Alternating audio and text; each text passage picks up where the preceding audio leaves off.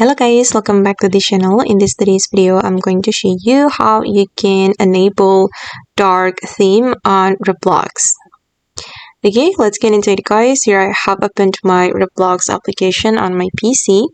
And first thing first, we can go to the more option to open up the Roblox settings.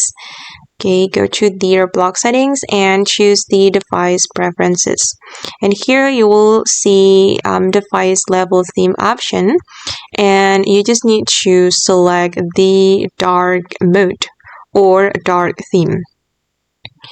Okay, that's so easy, right? Or you can choose the system option, the system theme. So if your system is using the dark theme, the Roblox will automatically follow your system.